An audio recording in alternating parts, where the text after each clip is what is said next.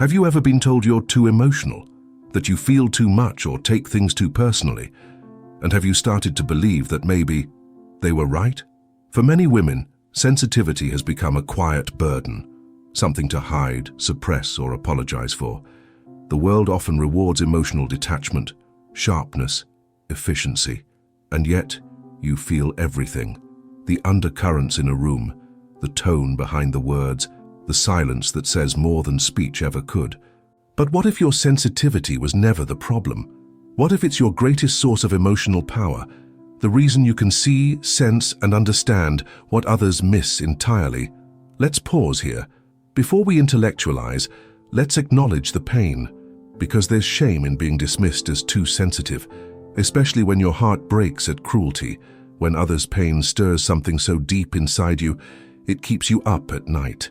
When your boundaries get tested, because your empathy pulls you in every direction but your own. Being sensitive in a harsh world can make you feel weak, even broken. But you're not broken. You're awake. Sensitivity is not fragility. It's perception. It's your nervous system tuned like a violin string, picking up nuances, undercurrents, the truth behind people's performance. It's what allows you to connect deeply, notice shifts in energy, and intuit what others don't say. BF. Skinner, if he were speaking to you now, would remind you that behavior doesn't exist in a vacuum.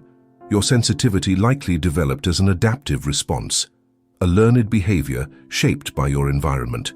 Were you the one who had to anticipate the emotional weather of your home, who had to stay alert for shifts in mood to prevent conflict or soothe others' pain? Then it makes perfect sense. You learned to feel everything because it helped you survive. But now what once protected you might feel like a curse.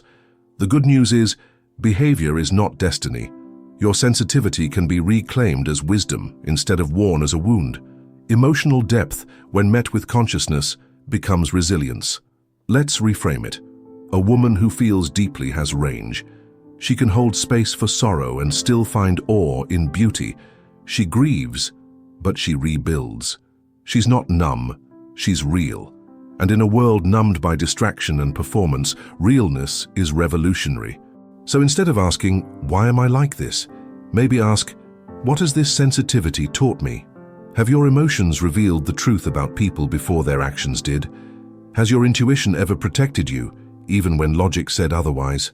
Has your depth helped others feel seen, less alone? Then you are not too much, you are attuned. And that attunement, when honored, is emotional intelligence. Here's a small practice. Write down 3 moments in your life where your sensitivity saved you, from danger, from disconnection, from self-betrayal. Let these memories be evidence of your inner radar. Trust it, strengthen it, because the woman you're becoming no longer apologizes for her depth. She knows that silence is also a response, and sometimes her greatest healing. The power of self-compassion. How many times have you forgiven someone else before even considering forgiving yourself? And how often do you speak to yourself in ways you would never dare speak to a child or a friend? Self-compassion isn't softness, it's structure. It's the inner scaffolding that keeps you standing when shame threatens to collapse you from the inside. But for many women, especially those shaped by emotional neglect or chronic guilt, compassion is easier to give than to receive. You were taught to care, to tend, to absorb, but not to soothe yourself. Here's the truth. If you're waiting for permission to be kind to yourself, no one's coming. The mothering you crave might have to begin with your own voice. Self-compassion is not self-pity. Pity is passive. It loops in helplessness. Compassion, on the other hand, is a practice, a behavior. And as Skinner would say, every behavior can be shaped through reinforcement. When you consistently choose to treat yourself with gentleness, even after mistakes, your brain begins to associate failure not with punishment, but with learning. But what stops women from doing this? Punishment conditioning. Many women grew up with the idea that being hard on themselves was the only way to improve, that self-criticism was discipline, that shame was necessary for growth.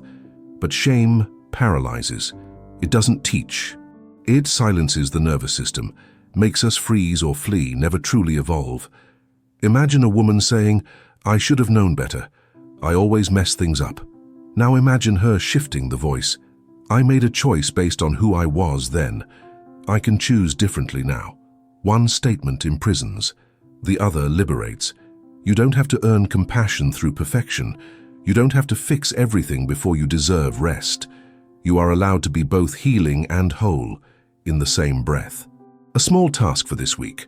When a critical thought comes, I failed, I'm not enough, I should have. Pause. Place your hand gently over your chest. Inhale deeply. Then whisper back, I'm learning. I'm still worthy.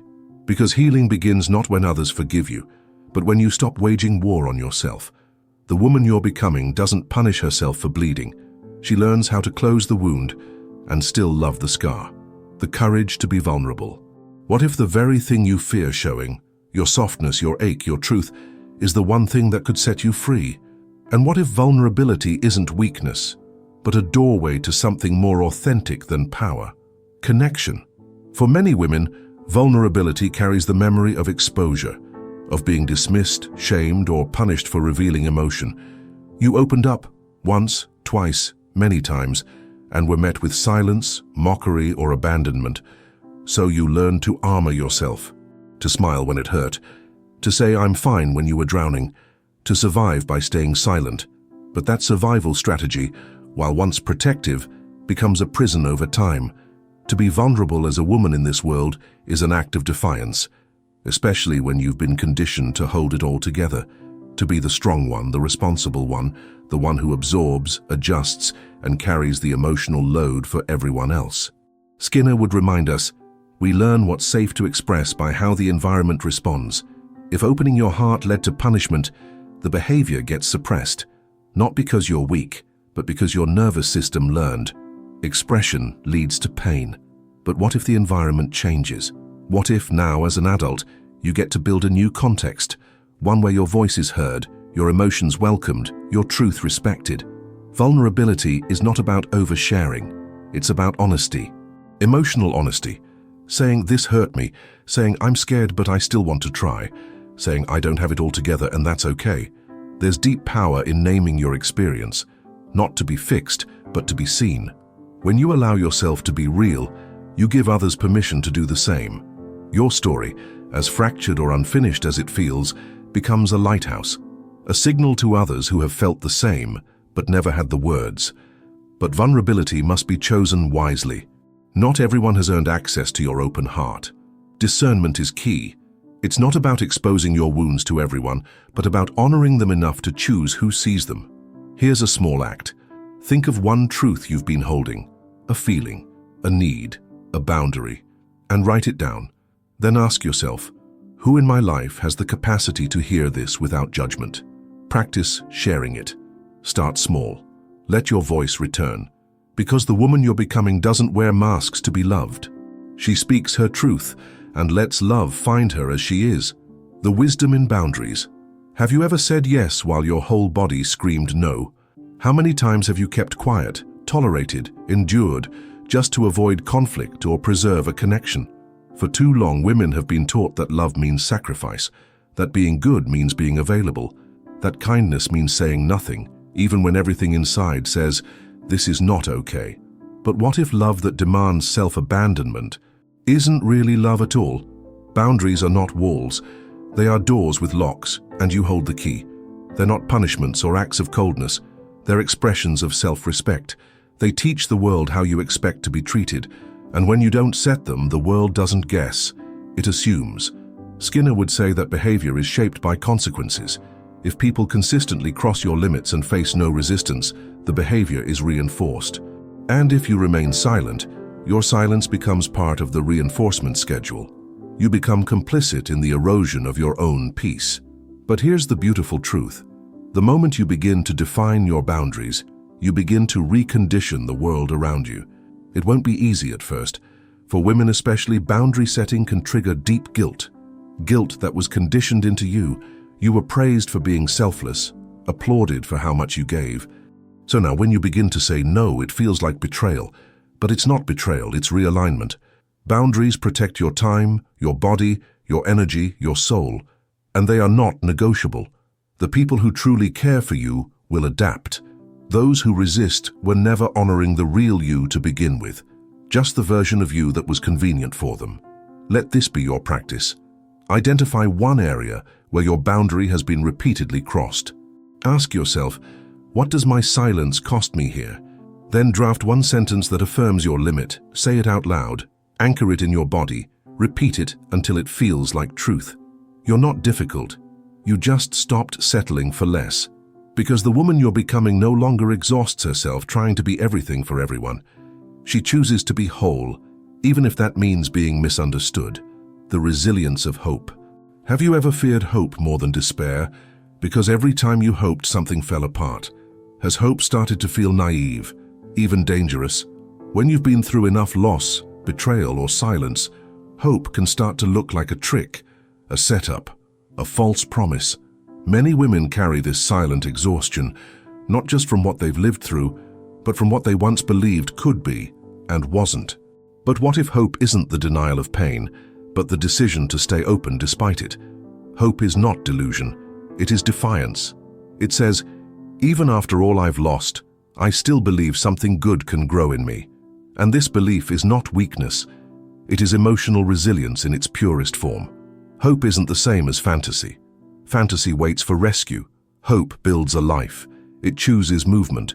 It shows up at the table, even when the appetite is gone. It waters what's left. It says, there's still something in me that wants to live. From a behavioral perspective, Skinner might say that hope is tied to reinforcement history. When you've experienced repeated disappointment, your brain learns to associate hope with pain, so it withdraws, avoids, numbs. But this is not a flaw. It's a learned survival response. And what's learned can also be unlearned. Hope must be rebuilt through small, repeated outcomes. You choose one thing, one action, one promise to yourself, and you follow through. Not because it guarantees a result, but because it reinforces trust in yourself. And over time, that trust becomes the foundation of hope again. You don't need to believe in a perfect future. Just believe that something inside you still wants to grow, and that this desire is sacred. Here's a small practice. Write down 3 things you stopped hoping for. Then ask, did I stop because they were truly impossible, or because I was afraid of the ache? Then choose one. Reconnect with it. Give it breath, not pressure, just presence. Because the woman you're becoming doesn't fear hope anymore. She understands that hope is not weakness, it's fuel. And sometimes the strongest thing a woman can do is hope again. The depth of presence. When was the last time you truly felt here? Not reliving the past, not bracing for the future, just present? How often are you with others, yet somewhere else inside and scanning, analyzing, managing? Presence can feel elusive for a woman who has lived through emotional turbulence.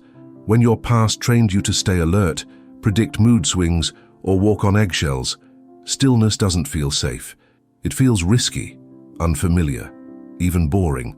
But what if the very peace you crave, the emotional steadiness, the inner quiet, can only be accessed through presence? Presence is not about detachment. It's about attunement. It's when you're rooted enough in your own body to know what's yours and what isn't. When you stop performing, pleasing, or projecting, and just allow things to be what they are. Skinner might explain that our attention is a learned behavior too, conditioned to jump, scan, and react based on environmental cues. If you were rewarded for being hyper-aware, always on, always prepared, then rest can feel unnatural, even unsafe. But presence is the antidote to chronic emotional overfunctioning. It brings you back to your senses, literally, back to your breath, your skin, your inner world. And this presence, this sacred now, is where your emotional power lives. Because only when you're truly present can you hear your intuition. Only when you stop rushing, fixing, and rehearsing can you feel what's really happening inside. And only in that space can you respond with clarity, not habit. You don't have to meditate on a mountain. Sometimes presence is simply noticing how your coffee tastes, how your shoulders feel, how your body reacts when someone enters the room. It's a quiet revolution. I am here now. I am not lost in my history. I am not chasing a future. I exist. Try this practice. Pause. Take 3 full breaths. Name one sensation you're feeling in your body, one emotion, one thought. No need to change them, just name them. Let them be real. Let you be real. Because the woman you're becoming doesn't live in reaction. She lives in her body, in her breath, in her truth, and that presence, unshaken, unmasked, unhurried, is where her power begins. How many times have you called it intuition, but still second-guessed yourself? How often have you known, deep down, that someone or something wasn't right, but stayed anyway, waiting for more proof? Discernment is not judgment. It's not paranoia. It's not fear dressed as caution. Discernment is clarity, a quiet internal yes or no that doesn't need to justify itself. For many women, discernment has been buried under years of self-doubt and emotional conditioning. You were taught to give the benefit of the doubt, to keep peace, to avoid overreacting. So instead of trusting your inner signal, you over-explained, overstayed, over-apologized. But what if your body knew the truth long before your mind caught up? Discernment is not cold. It's not cynical. It's warm, but boundaried. It allows you to stay open without becoming porous. It lets you see someone's pain and their patterns. It helps you distinguish between a genuine connection and an emotional hook. Skinner might say, "We learn to doubt ourselves when our environment punishes accurate perceptions." If, as a child or partner, you sensed something was wrong but were told, "You're imagining things," your behavioral response shifts. You learn to override your inner knowing in favor of external validation. You seek consensus, not clarity. But now, as an emotionally powerful woman, you no longer need to be convinced. You don't need a committee to confirm what you already feel. You just need permission, your own, to trust your pattern recognition. Discernment doesn't shout, it whispers. It says, "This person is inconsistent. Watch what they do, not what they say." It says, "You feel drained after every conversation. That's data, not drama." It says, "Something in your body tightens around this place, this task, this person. Listen." And when you do, something changes. You stop wasting energy on what confuses you. You stop explaining your no. You begin to live from a place of self-trust, the deepest kind of power. Here's a symbolic task. The next time you feel a subtle internal reaction, a tightness, a sigh, a drop in energy, pause. Don't override it. Ask, "What is this sensation trying to protect me from?" Then honor the answer even if no one else understands. Because the woman you're becoming doesn't wait for confirmation to know what she knows. She listens once, and that is enough. These 7 invisible traits, sensitivity, self-compassion, vulnerability, boundaries, hope, presence, and discernment, are not loud. They don't announce themselves in the room, but they build a woman who walks with quiet force, who feels deeply, speaks wisely, and no longer apologizes for the shape of her soul. You may have felt broken, but every invisible scar taught you something about power, the kind that cannot be taken, only reclaimed. And now I invite you to reflect. Which of these traits is asking to be seen in you again? Which part have you abandoned that you're now ready to bring home? Share in the comments. Which of these 7 invisible strengths resonated most with you? And don't forget to subscribe so you don't miss the next conversation we're meant to have. Woman to woman, story to story, power to power.